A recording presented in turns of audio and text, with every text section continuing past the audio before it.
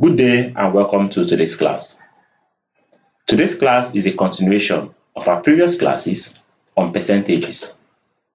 In today's class, we shall be looking at the application of percentages to real-life situations. But before we look at the applications of percentages to real-life situations, let's have a recap on all we have done so far in this course. At the previous classes, we have looked at equivalent fractions, which we took as a revision based on the fact that we have already learned equivalent fraction in one of our previous classes. We looked at equivalent fractions where I told you that two or more fractions are said to be equivalent if they have the same values. And I showed you how to look for either the second equivalent fraction, the fifth, or the nth term equivalent fractions, where I said all you need to do is to multiply both the numerators and the denominators by that term. We also looked at percentages where I told you that a percentage is said to be a fraction where the denominator is 100. And I showed you how to express numbers as percentages where we said 40 over 100 is said to be 40%.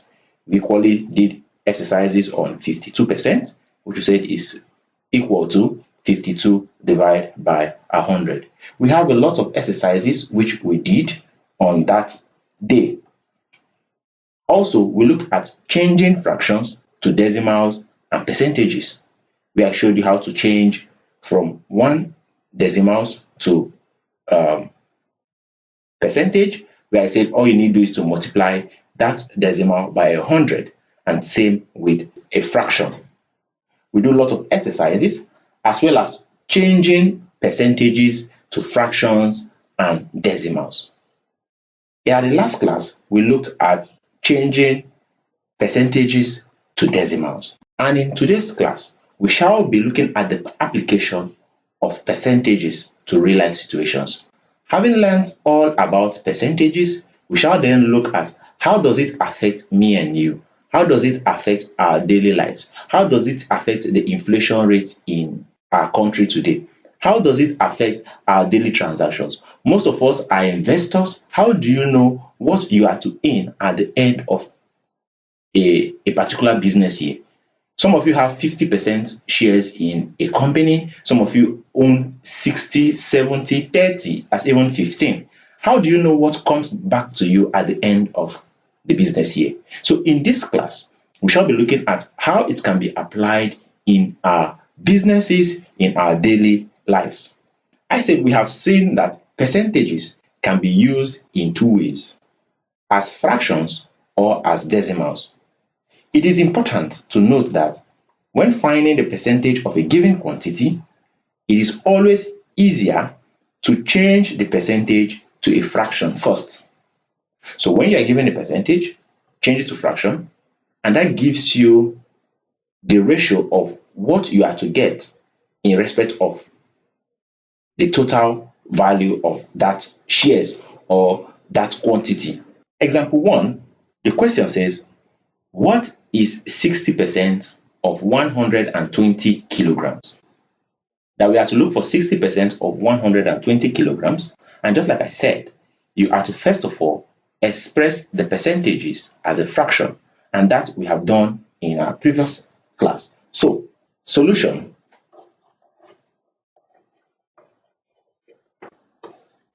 %60 of 120 kilogram can be expressed as 60% times 120 kilogram. So we'll first of all express 60% as a fraction.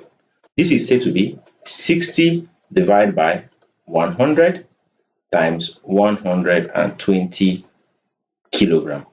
What this means is that out of 100 parts of 120 kilograms, that is, if you divide 120 kilograms into 100 parts, 60 is said to be yours. So what we are going to do now is to simplify. This can be said to be equal to, I will multiply the numerators, that is 60 divided by 120 divided by 100. So 10 can divide 60 and 100. as well as 10 can divide 10 and 120. So what is left now is said to be equal to 6 times 12. And 6 times 12 is equal to 72 kilograms. What that means is that 60% of 120 kilograms is said to be 72 kilograms. If you own a business or if you're into a partnership with somebody and you are to take 60% of whatever that you accrue from that business, what that means is if you divide the profit into 100 parts, 60 part of it is said to be yours. And if at the end of the business you got 120 kilograms of the product, 72 kilograms is said to be yours. So this is how you can calculate 60% of a quantity. Kindly like my videos as you watch. While I recommend that you subscribe to my channel if you are yet to do so, also turn on the notification bell so as to be notified whenever a new video is being uploaded. You can use the comment section to interact with me on areas that are still difficult for you to understand. You can also share the links with your friends and families so that they can also benefit from our daily classes. Let's take the next example.